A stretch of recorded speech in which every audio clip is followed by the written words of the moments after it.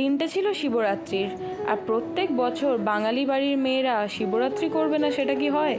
আমিও করেছিলাম শিবরাত্রি। আর পুজো দেবো কোথায় বুঝতে না পেরে চলে এসেছিলাম কেদারনাথ মন্দিরে।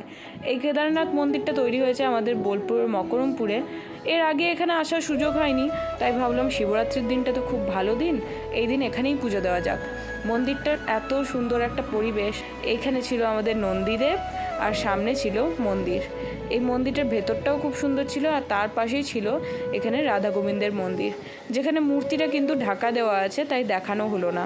মন্দিরে খুব একটা ভিড় না থাকার কারণে পুজোটা বেশ সুষ্ঠুভাবে দেওয়া গেছে। এখান থেকে পুজো দিয়ে বাড়ি ফিরে খেয়েছিলাম একটু কোল্ড কফি খেয়ে বেরিয়ে পড়েছি কিন্তু আর একটা মন্দিরের উদ্দেশ্যে। এটা ছিল আমাদের বোলপুরের শিবপুরে। এই মন্দিরটির নাম হলো সুরতেশ্বর মন্দির।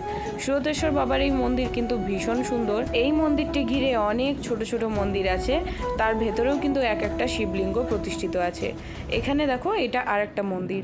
তাছাড়াও চারিপাশে অনেকগুলো মন্দির আছে, দেখতে কিন্তু ভীষণ সুন্দর জায়গাটা। এখানে মা দুর্গারও একটা মন্দির আছে, এই মন্দিরটাতেও আমি প্রণাম সেরে নিলাম। আর সামনে আছে একটা বড় মূর্তি বাবা শিবের।